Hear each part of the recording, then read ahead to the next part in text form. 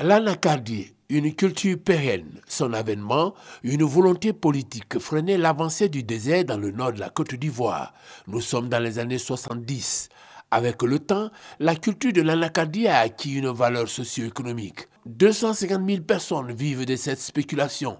Les superficies exploitées sont passées de 420 000 hectares en 2005 à 700 000 en 2012. Les spécialistes prédisent une occupation spatiale plus importante. Changement climatique oblige. L'anacarde a un potentiel de mitiguer les changements climatiques. Quand on regarde d'ici 20 ou 30 ans en Côte d'Ivoire, là où on peut planter l'anacarde, ça va dépasser largement les surfaces qu'on peut produire aujourd'hui avec le cacao. Pour l'heure, le cajou, fruit de l'anacardier, est le troisième produit d'exportation, après le cacao et l'EVA. Le bémol, le taux de transformation. Il est faible. Conséquence, c'est un manque à gagner énorme en termes de valeur ajoutée pour l'économie, une perte de revenus pour les paysans, enfin une perte de recettes pour les finances publiques. Améliorer ce taux de transformation est un enjeu stratégique pour les pouvoirs publics, surtout que les atouts sont réels. Abondance de la matière première, la production a connu une croissance exponentielle. De 65 000 tonnes en 2000, elle est passée à 500 000 en 2014. Elle va croître davantage grâce à la réforme. Pour le cas spécifique de l'anacarde, le gouvernement a adopté la loi sur la réforme des filières coton et anacarde qui vise en amont à améliorer la production et la qualité des noix brutes. Au niveau de la consommation, les perspectives sont prometteuses. Pour le moment, il y a de nouveaux marchés, surtout en Asie. Le marché européen et en États-Unis sont stagnantes, mais aussi avec un petit taux de croissance. Et encore toute l'Afrique comme consommateur est à redécouvrir. Certains pays ont eu une consommation, ils vont le redécouvrir. Des atouts certes, mais des contraintes aussi.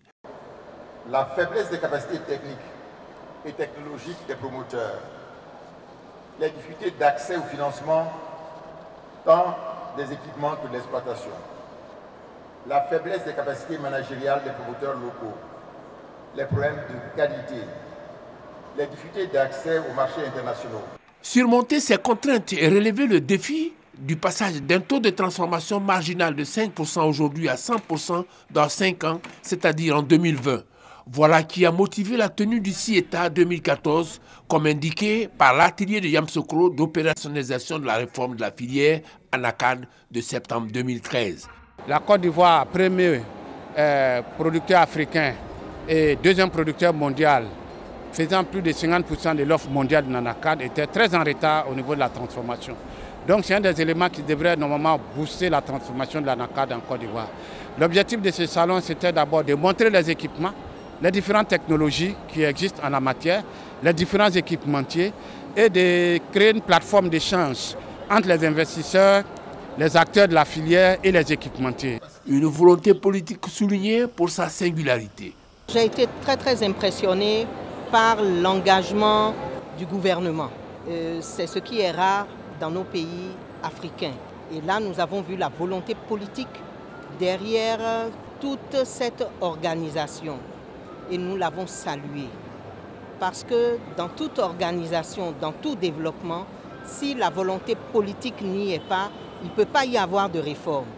Des équipementiers d'ici et d'ailleurs, Inde, Taïwan, Brésil, ont exposé leur offre de services avec à l'appui des démonstrations. Pour partager cette expérience des pays producteurs d'Afrique, Guinée-Bissau, Congo-Brazzaville, Sénégal, Nigeria, pour ne citer que cela, ont souligné la nécessité d'une synergie d'action sur les questions de transformation, surtout. C'est ensemble que nous pourrons devenir forts dans le cadre, par exemple, pour relever, n'est-ce pas, les défis. Vous savez que l'Afrique produit, mais l'Afrique ne sait pas transformer. Comment faire? Il faut réfléchir à cette question. S'agissant de cette transformation, des dispositions sont à prendre pour sécuriser l'approvisionnement des industriels locaux. Il faut pouvoir protéger ceux qui sont prêts à s'investir, leur assurer la disponibilité de la matière première. À ce moment-là, on sait que le gouvernement aura tout mis en place pour faciliter l'industrialisation de ce secteur. Le champ de la transformation de l'anacarde est défriché, labouré même. Il attend maintenant les investisseurs pour donner à la filière les moyens de sa pleine participation à la matérialisation de la vision du gouvernement, relever le défi de l'industrialisation de l'anacarde.